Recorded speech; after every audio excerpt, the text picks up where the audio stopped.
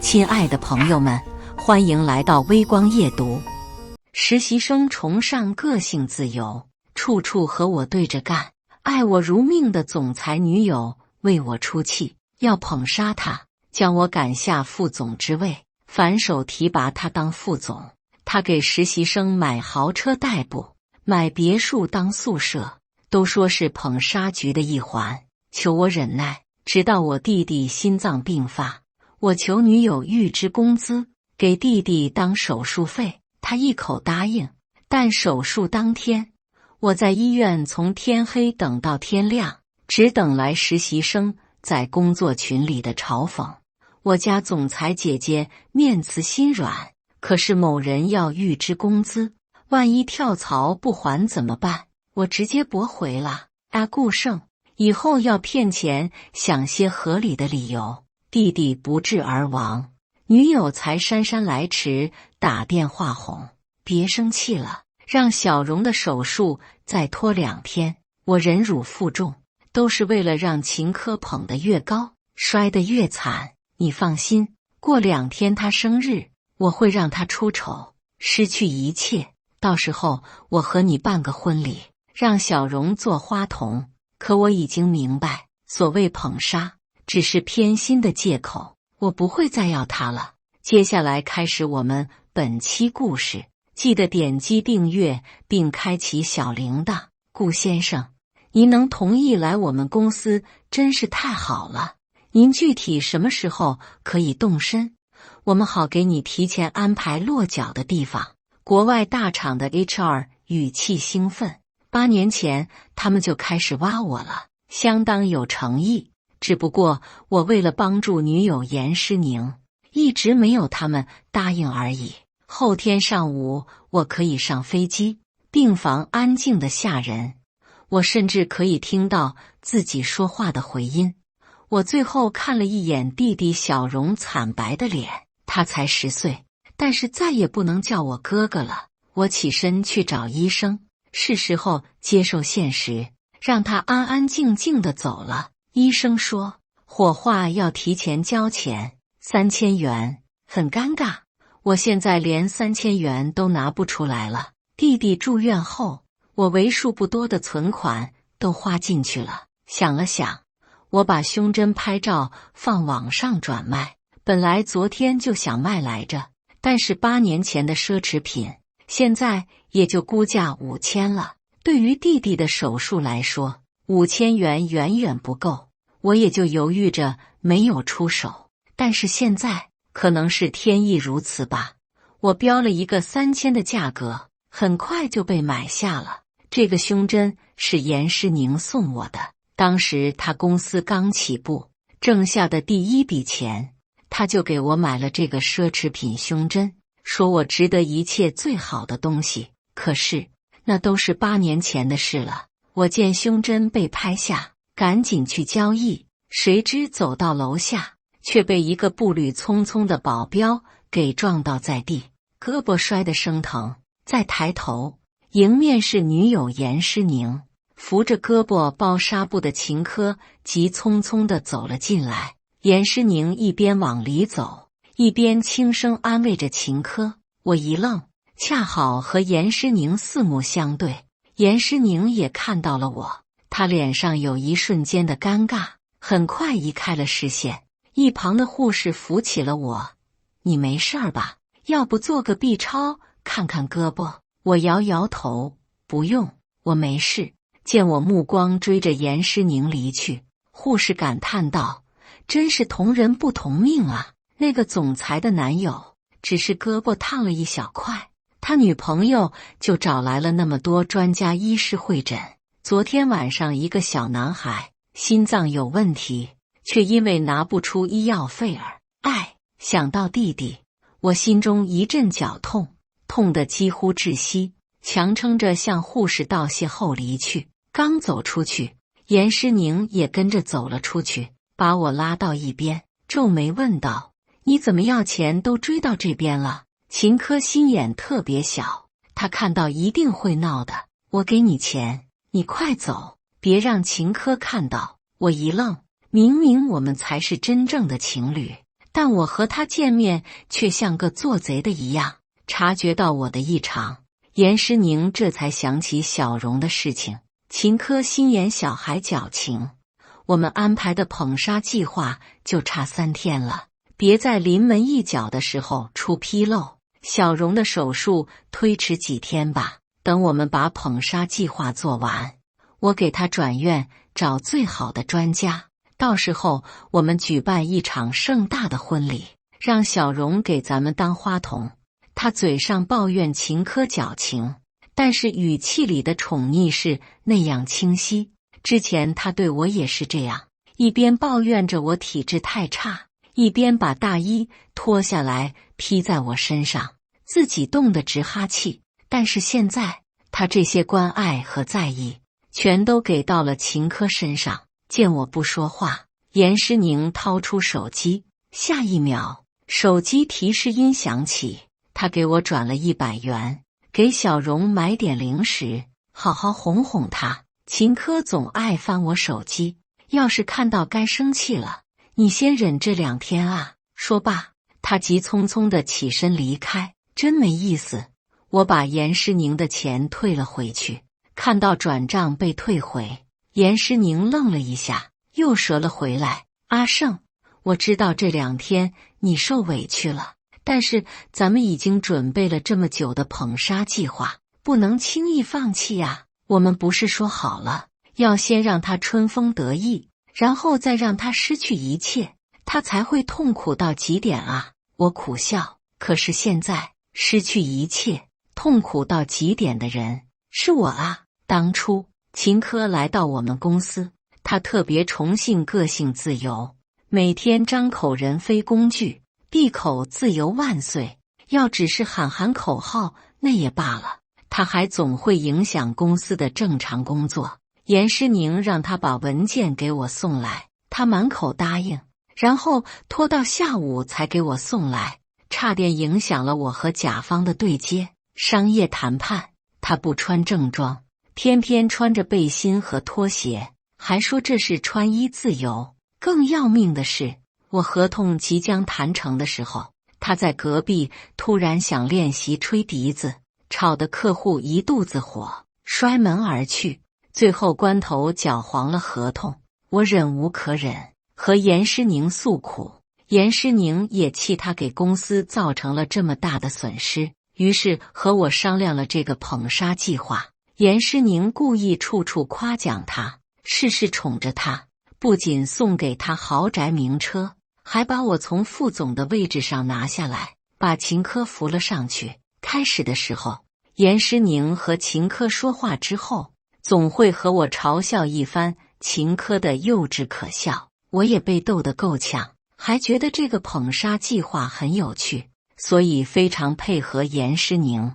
但是渐渐的，严诗宁不会和我一起嘲笑秦科了，他对秦科说话时的神态越来越认真，对我的态度却渐渐变得没有耐心起来。1周前，弟弟看到了严诗宁陪着秦科选购房车，受惊之下犯了心脏病，住进了医院。本来手术的成功率相当高，接近于100%，但是我没有凑到钱，弟弟最终不治而死。生和死之间只隔着那5万块钱，严诗宁已经变心了，我不能再自欺欺人了。我叹了一口，严诗宁，我还没来得及说分手，一阵电话铃响起。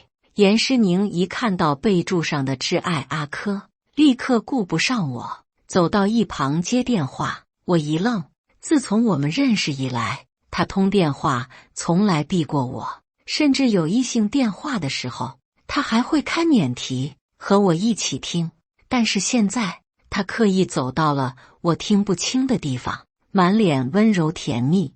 电话接通，还没说2句，他就惊叫道：“你胳膊不是有伤吗？怎么能乱跑？”下一秒，一个消瘦的身影就跑了过来。严诗宁紧张地跑了过去：“你慢点，小心伤口碰到就白涂药了。”秦科一眼看到了靠在车子上的我，脸上浮现了一抹得意的神色。他快步走了过来，一把将我推开。顾胜，你怎么这么阴魂不散，还纠缠别人的女朋友？一个好前任应该像死人一样。宁宁还允许你在公司工作，已经是面慈心软了，你还想要什么？我被推了一个踉跄，严诗宁一个惊呼扑了过去，一把抓住秦科的肩膀。你干什么？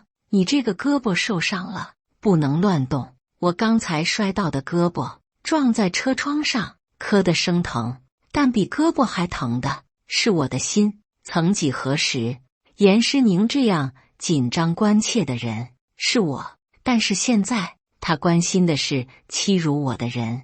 秦科不依不饶地叫道：你是来找宁宁要钱的吗？可真够无耻，想从前女友那里吸血。说着，他示威似的看了我一眼，从严诗宁手里拿过手机，翻找了起来。看到转账记录后，他一把将手机摔到了严诗宁怀里。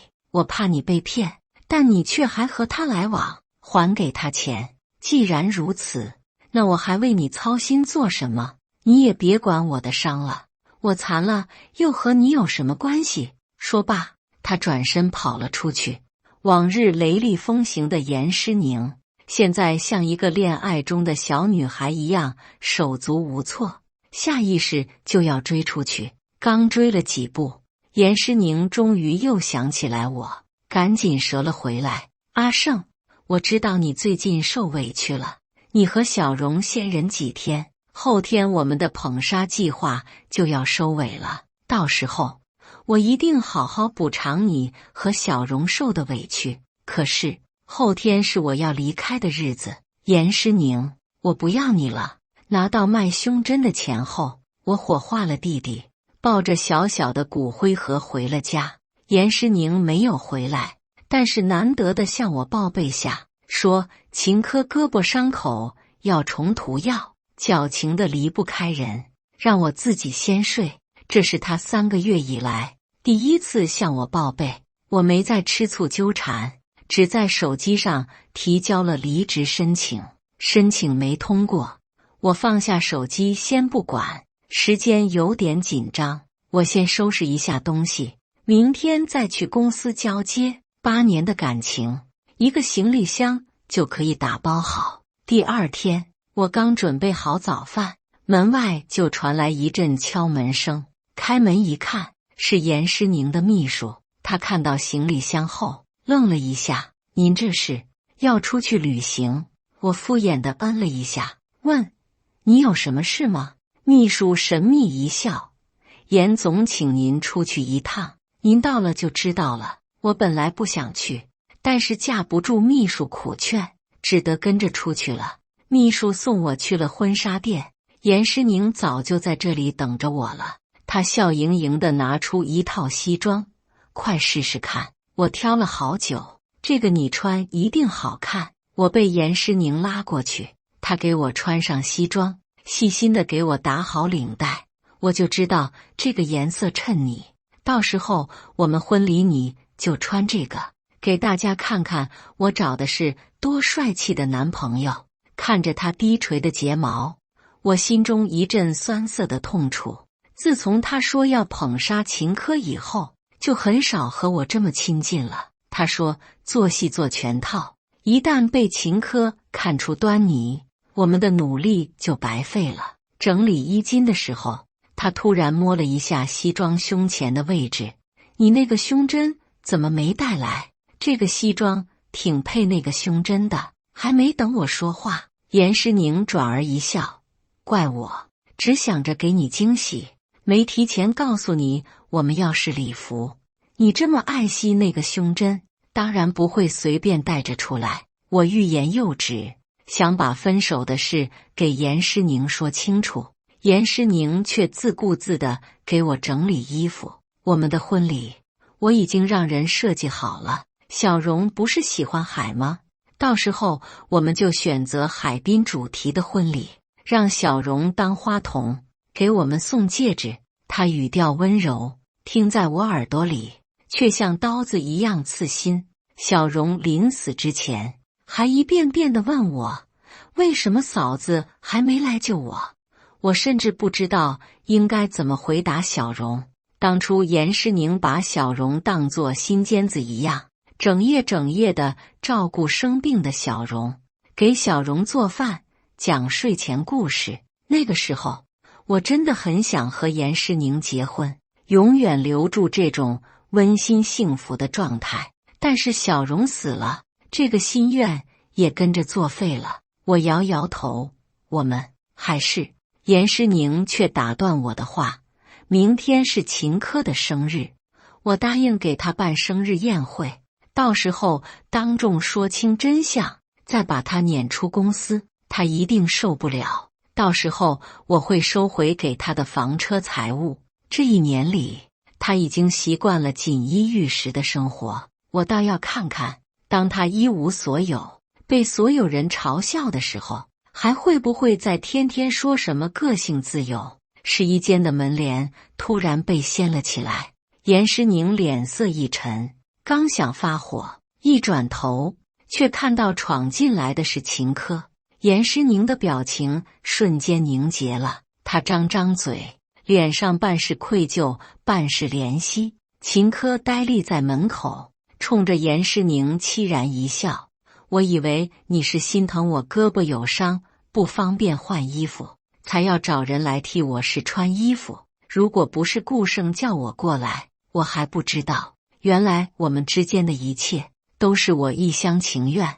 你不用等到明天了，我现在就可以把你给我的一切还给你。他不顾左臂有伤，颤抖地脱下高定西装，摘下昂贵的情侣钻戒，一样样向严诗宁丢了过来。严诗宁毫不躲闪，只呆呆地看着秦科痛不欲生的样子，眼中怜惜愈加强烈。摘下胸牌的时候，他满怀恶意地看了我一眼，把胸牌冲我脸上扔了过来。我躲闪不及，胸牌在太阳穴到下眼睑处划了一道口子，鲜血渗出，疼得我吸了一口冷气。严诗宁一个眼神也没有给我，只是专注地盯着秦科，满眼的紧张和心痛。这眼神让我心头发冷。我们最亲密的那几年，他也这样看我的。当时我为了帮他创业，从大厂辞职来帮他工作。当时公司人手不足，我一个人干一个部门的工作，连续1周只睡4个小时，倒在了办公室地上，被送去医院挂吊瓶。醒来的时候，我就看到严诗宁守在旁边，用这种紧张又心痛的眼神看着我。但现在，这样的眼神已经属于秦科了。严诗宁，从此你我就是陌生人了。祝你和顾胜长相厮守，百年好合。秦科转身离去，严诗宁下意识地追过去。秦科，你听我解释。秦科突然倒在了地上，捂着胸口呻吟起来。严诗宁紧张地扑了过去。秦科，你心脏不好，不能激动，你快把药吃了。他扶住秦科的后背，拿出随身携带的药。乖，你把药吃了，以后你说什么我都答应你。秦科哽咽着推开严诗宁的手，我不想看到你，你让我死了好了。我站在一旁，觉得自己多余到了极点，低声说道，不是我叫他来的。严诗宁转头，厌恶地瞥了我一眼，你就连这一天都等不了吗？秦科如果出了事，我一定让你承担同样的痛苦。我们8年的感情，他让我承担同样的痛苦，就为了秦科的一番谎话。严诗宁带着秦科走了，秘书战战兢兢地走了过来。顾先生，严总只是一时气恼，他心里还是有你的。您这伤口离眼睛这么近，要不要紧啊？我带您去处理一下吧。我摇摇头，慢慢脱下来身上的西装。我和严诗宁已经不可能是夫妻了，本来就不该穿着这礼服。我走出门，手机里的离职申请已经被通过，看来严诗宁是真的厌恶我了。我径直去了公司。收拾一下我的东西，去拿档案的路上，有同事窃窃私语：你看，他昨天想骗严总的钱，被秦总发现，现在没脸待下去，要自己滚蛋了。他还以为自己的严总的男朋友呢，呵呵。现在秦总才是严总心尖上的人，他已经是过期食品，还以为自己是2年前的总裁男友呢。我径直走过，面无表情。这段时间以来，这样的阴阳怪气我已经听过好多了，心里已经不会产生什么反应了。捧杀计划刚开始的时候，这些人对我还客客气气，等到秦科撒娇，严诗宁真的把我副总的职位送给秦科之后，有些人就开始变了态度。秦科各种给我穿小鞋，一份方案让我改80遍，最后告诉我就用第1版吧。他们看秦科这么刁难我，严诗宁又视而不见，立刻开始巴结秦科，开始把工作和责任都甩给我。我之前还等着捧杀计划结束，我和严诗宁当众手牵手打脸他们，现在想想实在可笑。刚走出公司，就刷到秦科发的朋友圈，夕阳下，他和严诗宁的手紧紧地牵在一起，被秦科扔掉的情侣戒指重新戴到了他的中指上，配文：愿我如星君如月，夜夜流光相皎洁。我手滑点赞，又立刻取消。严诗宁没有再给我发消息解释。严诗宁回家的时候，我正在吃泡面，他吸吸鼻子，皱眉道：你怎么吃这种垃圾食品？我不是说过没营养吗？他路过我身边的时候，我闻到他身上有淡淡的酒气。我记得他不能喝酒，不然会身上起红疹。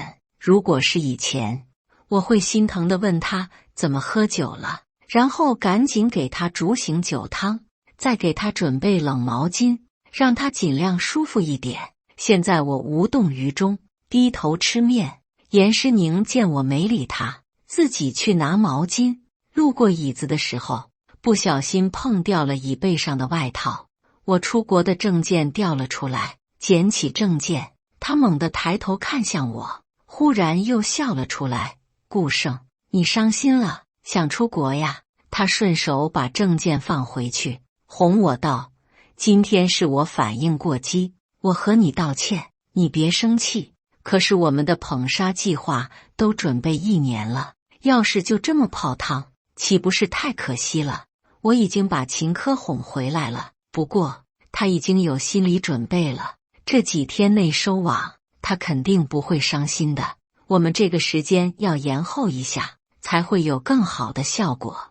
你和小荣再等等，不过你放心，时间绝不会超过1个月的。我知道你现在着急，我可以从1天到1个月，究竟是为了让捧杀计划取得最好的效果，还是因为他舍不得？我想答案很明显，既然心意变了，又何苦再敷衍我呢？不用了，我打断他的话，咽下最后一口面后，我抽出纸巾擦了擦嘴。我们分手好了。这句话说完，我如释重负。严诗宁按在我肩膀上的手一僵，我没有再说什么，起身收拾着桌子。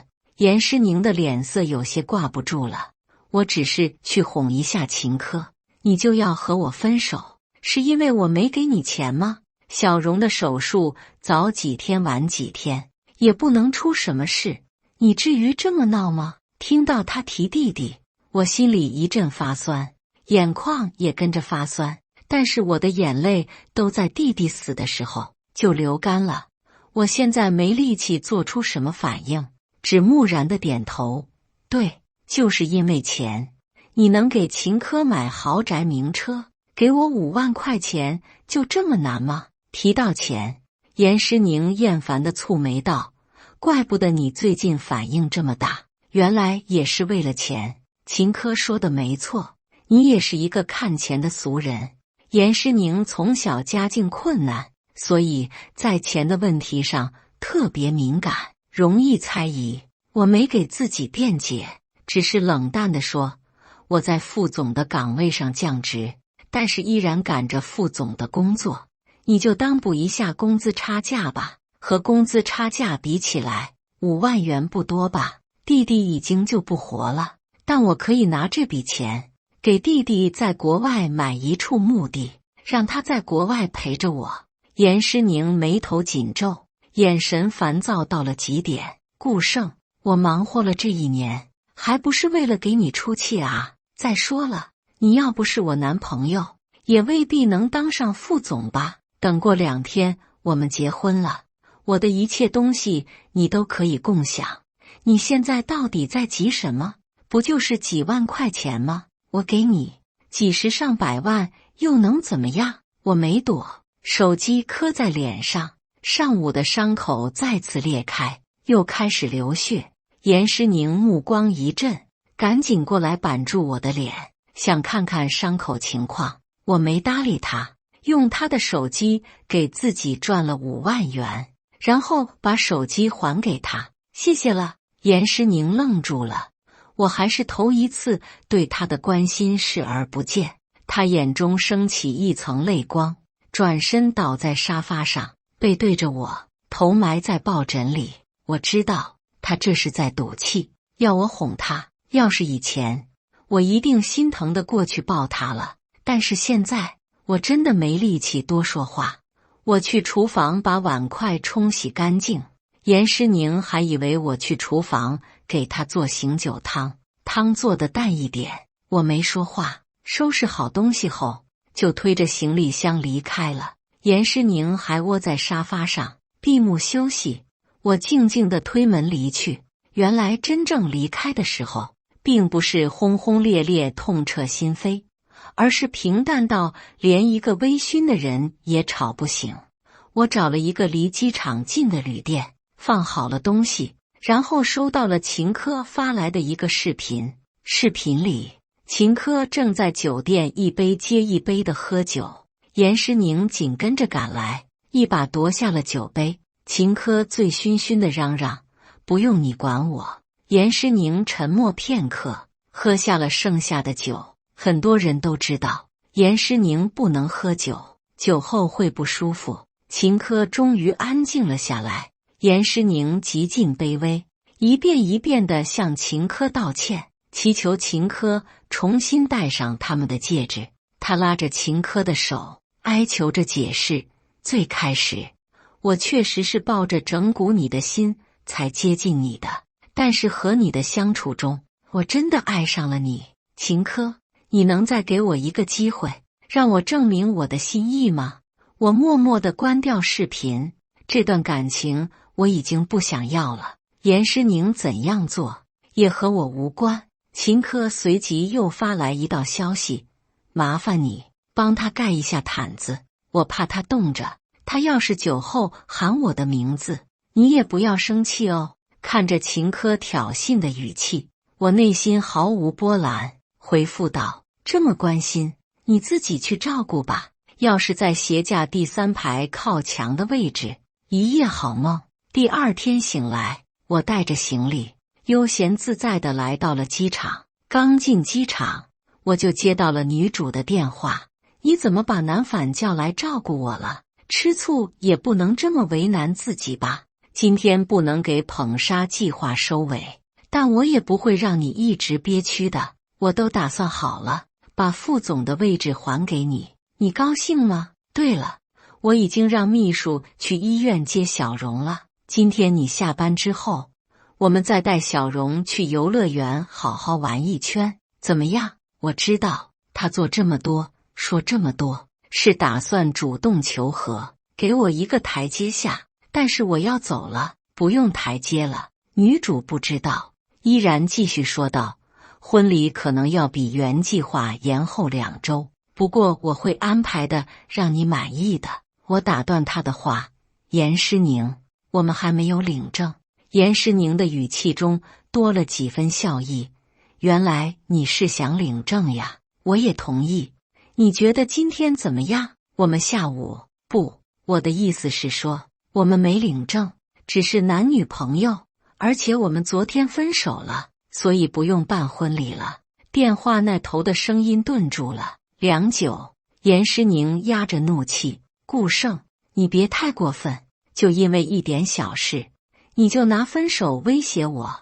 我已经把副总的位置还给你了啊！秘书的声音突然传过来：严总，我刚才去医院，小荣她……不用说了，小荣先不接了，重新任命顾胜当副总的事也先放一放。他有脾气就让他耍，我凭什么一直哄着他？秘书焦急地解释着：不是，我刚才去医院，医生告诉我顾荣已经去世了。女主不可置信地问道：你胡说什么？秘书语气急促：是真的，已经火化了，而且我查到顾先生还订了今天的机票。机场的广播恰到好处地响起：旅客朋友们大家好，您所乘坐的国际航班。下一秒，电话挂断，我关掉手机，一边排队一边和新同事聊了起来。新同事问我：顾先生，我们挖了您这么多年，你之前连一顿饭都不愿意赏脸，怎么这次突然愿意主动来我们公司了呢？为什么？我心中一痛。小荣的骨灰罐静静地躺在我的手提包里，微弱的重量提醒着我，过去那段感情是多么的失败和不堪。我摸着手提包说：我想离开过去，去一个新地方。金发碧眼的 HR 显然不太熟悉中文。对的，创新很重要。我们公司就是一个特别重视创新和变化的地方。我被逗笑了，继续和他一起排队等待。终于，队伍快到我们的时候，外面突然传来一声：阿胜，你等等。手机里也弹出了秘书的信息：顾先生，你千万别走，我们严总一路超速，差点出车祸，你要是走了，他可能会发疯。我皱眉，打算快点登机，严诗宁却很快冲了过来，一把抓住我的衣襟：阿胜，你别走。他流了很多眼泪，眼妆都冲花了。你为什么悄悄地走？如果我今天不让秘书去医院，是不是你就打算不告诉我小荣的事情，然后自己一个人悄悄去国外，然后再也不回来了？是，我们从此没关系了。严诗宁身子一颤：对不起，我不知道，我以为只是一次小手术，拖上几天也没问题的。是小手术，成功率接近100%的小手术，但小荣是没钱做手术，活活拖死的。我苦笑一声，甩开他的手。你知道吗？小荣临死的时候一直在问我，嫂子为什么还没来救自己？你让我和他怎么说？我只能骗他，说你嫂子现在工作忙，很快就过来救他。那天我从天亮等到天黑，在我打出第99次电话的时候，手机没电，自动关机。我握着滚烫的手机，看着渐渐西沉的太阳，心中的绝望慢慢升起，几乎窒息。严诗宁泪如雨下，再次攥住我的手：求求你，阿胜，我知道错了，你再给我一次机会，我会立刻和秦科分开，我们好好安葬小荣，然后好好过日子，行吗？我摇摇头：不可能了。严诗宁把我的手攥得更紧了，我使劲一挣扎，他却抱着我的腿跪下了：阿胜，你别走。一旁的新同事不明所以，问我：这是你的女朋友吗？你应该早点告诉我，我可以给她在我们公司也安排一份工作，免得你们异地恋太痛苦。严诗宁眼睛一亮，满眼期盼地看着我，我使劲挣脱了出去：不，我们只是陌生人。严诗宁一怔，眼中的希望渐渐褪去。秘书试图把严诗宁扶起来：严总，还是让顾先生先走吧，要是让人看见您在大庭广众之下跪着求人，传出去我们公司的股价就……秘书的话没说完，意思却很明显，但是严诗宁却没动。他心中有一种莫名其妙的预感，如果现在让顾胜走了，自己就永远失去顾胜，他可能再也不会回来了。正在僵持中，交警气喘吁吁地冲了进来。严诗宁是吧？你超速了，而且我们一路喊你怎么也不停，就算飞机快起飞了，你也不能开这么快啊！地球引力耽误你起飞了。严诗宁转头哀求道：对不起，我知道我违规了，但是请你们给我一点时间，我说完话就跟你们走。严诗宁还没等再说什么，秦科穿着礼服就冲了过来。严诗宁，原来你在这里。严诗宁的脸上闪过一丝尴尬。秦科，你等等我，我现在有很重要的事情要处理，等我处理完我就和你解释。秦科苦笑一声，解释什么？无非是我在你心里一文不值罢了。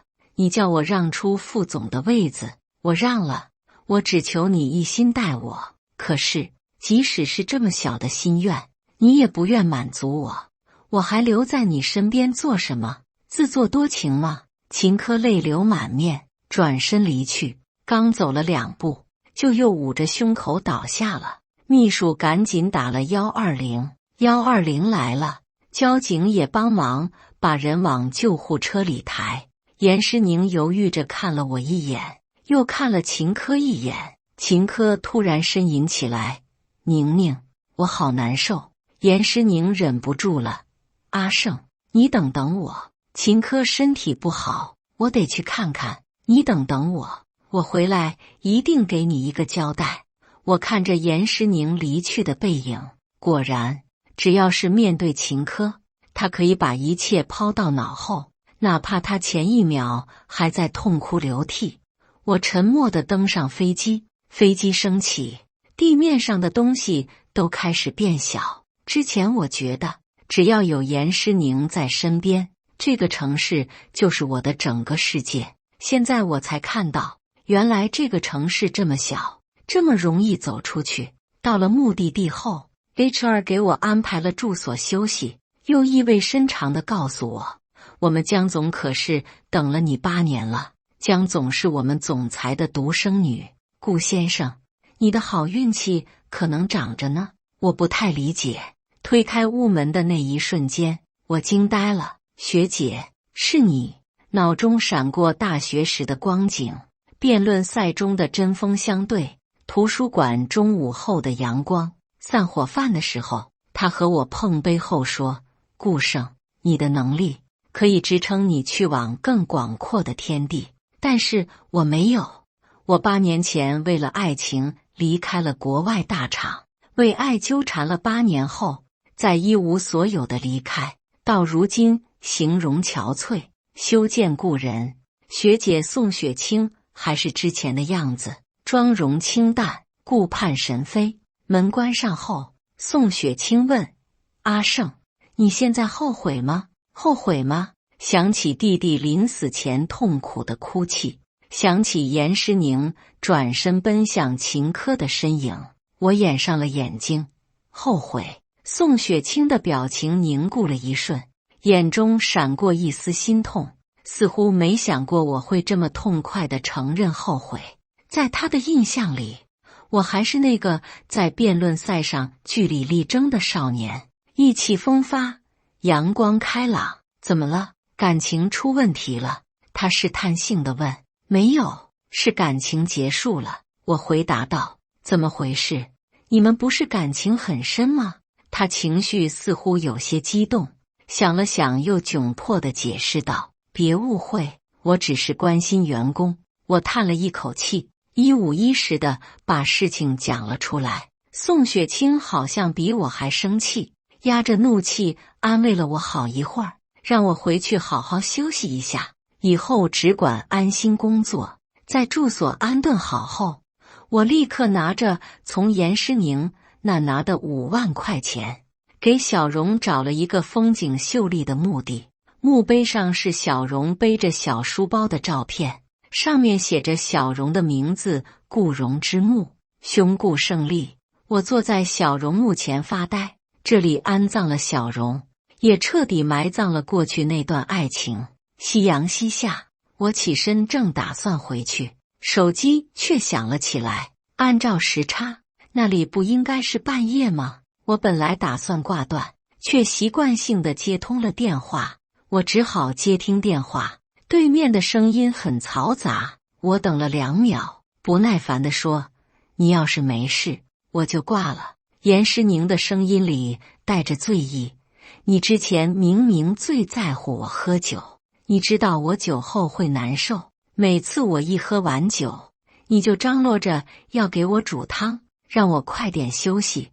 为什么你现在不管我了？”我知道我过火了。刚开始的时候，我送他东西，带他出去玩，他拒绝我，我只会嘲笑他假清高。后来我就开始真的期盼他接受我的东西。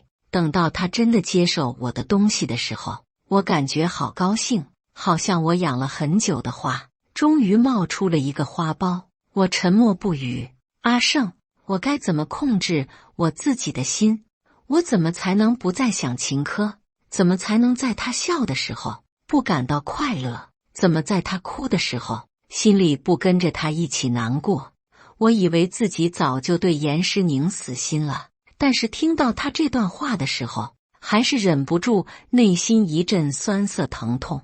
不等我说话，严诗宁继续说道：“他不如你，不如你帅气，也不如你能干，但我就是放不下他。阿胜，他和你不一样，你没了我，依然可以很好的生活。他没了我，我真不知道他应该怎么办了。阿胜，我最爱的是你，你给我一点时间，我会处理好一切的。我会让他走，尽量忘掉他，然后和你在一起。”严诗宁的声音越来越低，最后干脆消声了，应该是醉倒了。人在无语的时候，真的会笑一下。我不明白，为什么严诗宁可以把3心2意说得那么悲情？难道他觉得我会因此心疼他，原谅他做的事情，若无其事的等他处理好一切，然后施恩似的给我一个婚礼？我告诉他，你要是表白，可以找秦科去，别再打错电话了。正当我准备挂断电话的时候，一声轻笑从电话那头传来，秦科的声音传来：“你知道吗？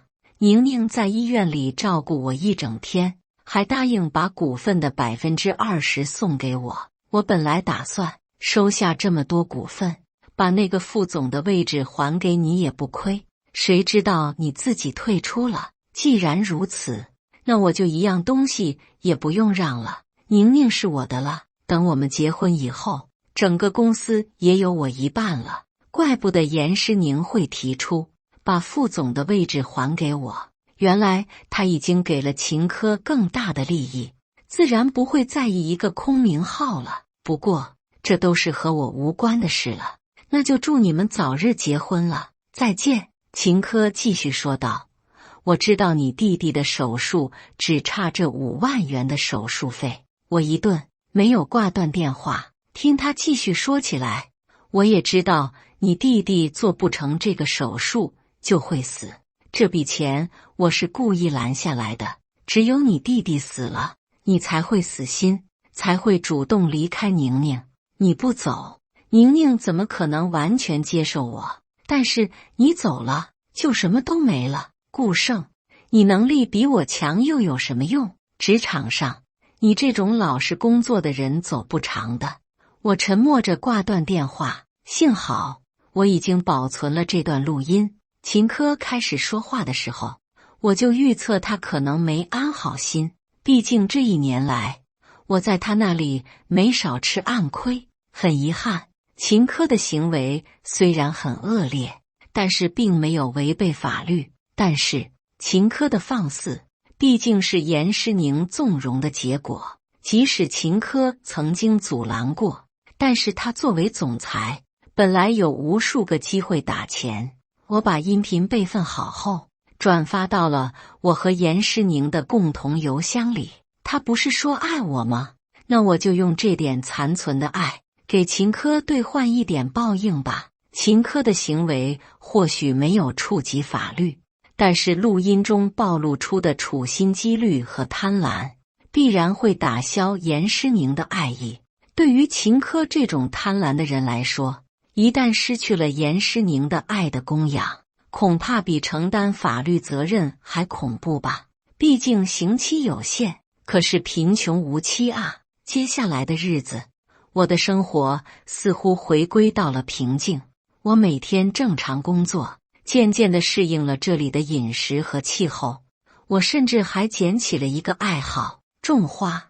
看着花苗一点点地长高，看着花苞越来越饱满，我的心也跟着平和起来。岁月静好，不外如是。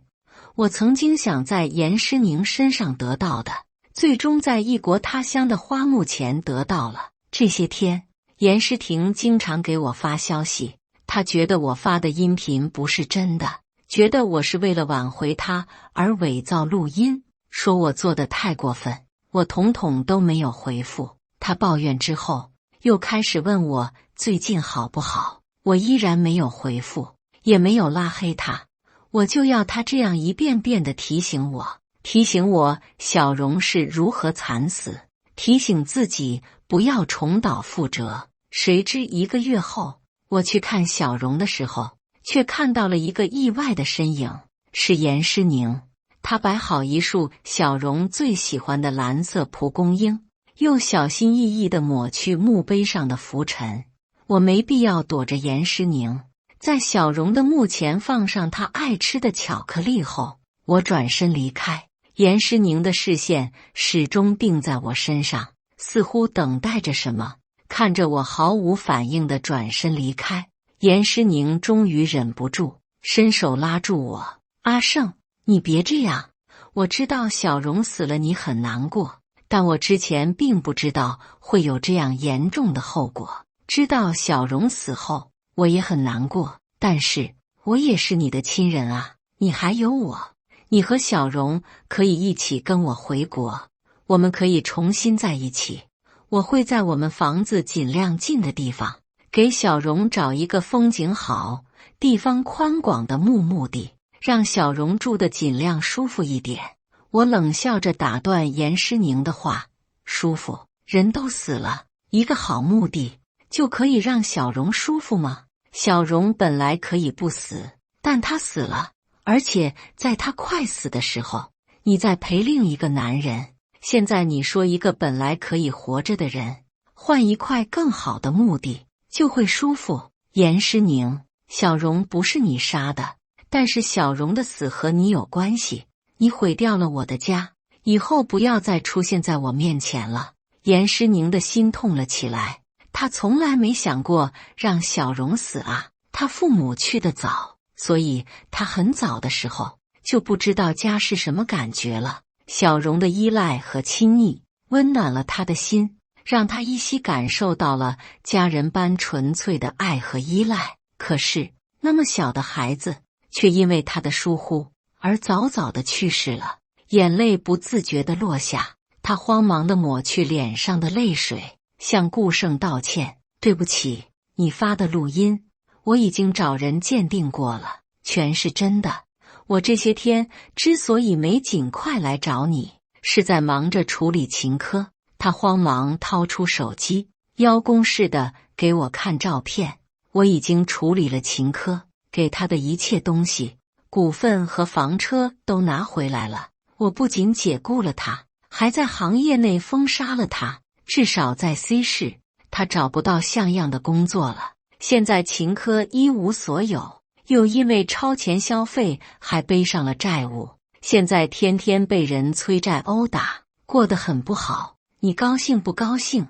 现在心情有没有稍微好一点？我闭上眼，突然觉出一阵荒唐，我径直离开。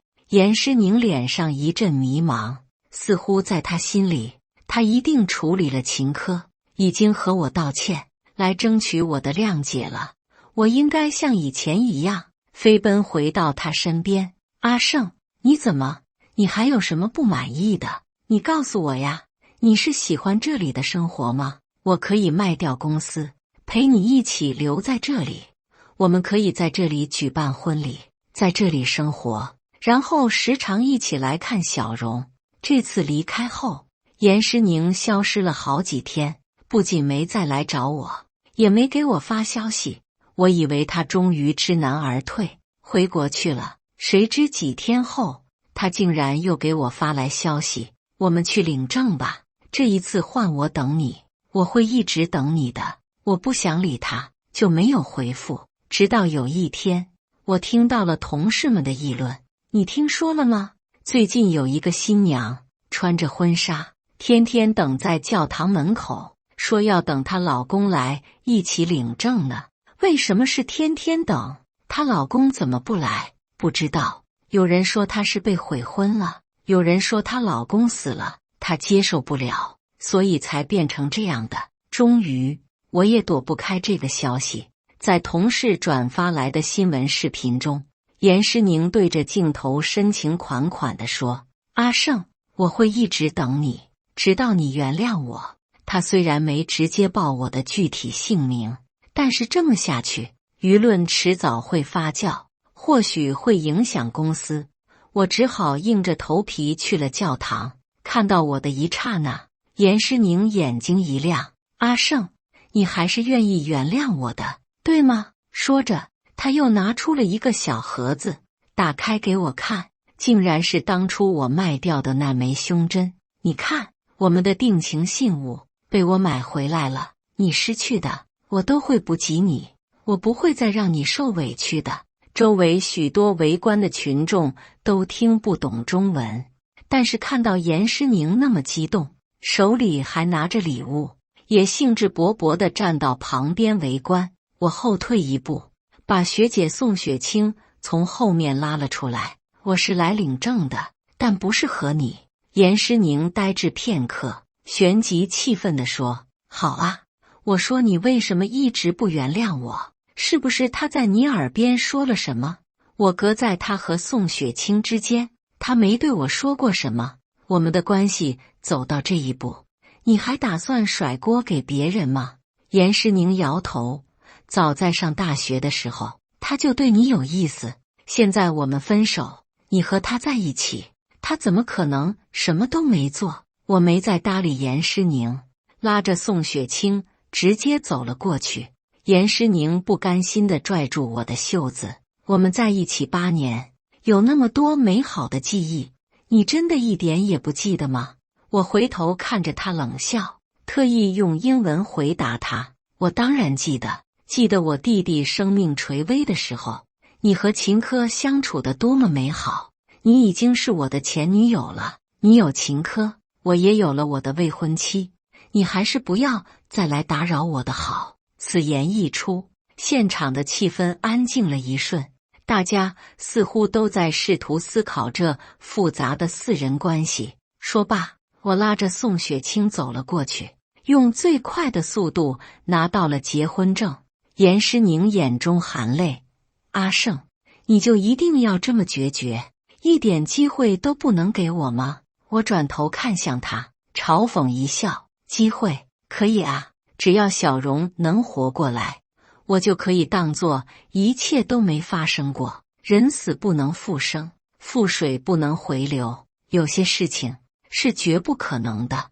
严诗宁脸色惨白，一个字也说不出来。我和宋雪清走出教堂，外面阳光正好，我松了一口气，眯着眼眺望远方，突然看到一个蓬头垢面的人挥舞着一把尖刀向我冲来。我根本认不出这个邋遢憔悴的疯子究竟是谁，直到他开口说话：顾胜，都怪你，要不是你把录音交给严诗宁，我怎么会沦落成现在这样，一无所有？原来是秦科。我知道他失去了本来不属于他的一切后会非常痛苦，但没想到他会直接发疯，漂洋过海的来刺杀我。宋雪清很快的反应过来，试图把我挡在身后，我一把推开他：那是冲我来的，你别管。我跑得比他快，我长期运动，跑步速度还算不错，但是秦科见追不上我，居然直接把匕首朝我投掷过来。听到众人惊呼小心的时候，我回头一看，就见匕首向我眼前飞了过来。就在我以为我今天不死也要重伤的时候，严诗宁迅速朝我扑了过来。一切发生得太快，当我反应过来的时候，我已经被严诗宁扑倒，而那把匕首却插进了他的身体里。我大脑中一片空白，颤抖地将严诗宁搂在怀里，浑身一阵阵的发冷。他嘴角流出鲜红的液体，抬手摸了一下我的脸。阿胜，别哭，能保护你我很高兴。要是我死了，你可以原谅我吗？就当时我还给小荣一条命了。我一句话也说不出来，只知道不停地在心里祈求上天，求他别死。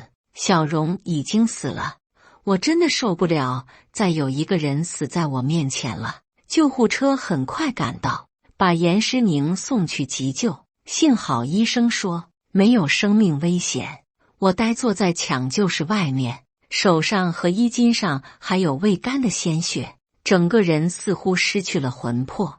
这个时候，一直温暖干燥的手落在了我的肩膀上。我回头一看，是宋雪清。你还好吗？他担忧地问我。我努力抬出一个笑意，我还好。空气再次陷入了沉默。他掏出了刚才领的结婚证，需要再去领一个离婚证吗？反正今天的结婚证也是为了给他看才领的。我伸出手，他脸上的光芒一寸寸灰暗了下来。我抓住了他的手。我们为什么要离婚？我看着他的眼睛，想起他一直以来对我若有若无的关照和心疼，想起他刚才下意识地挡在我身前的举动，突然感觉出一阵心安。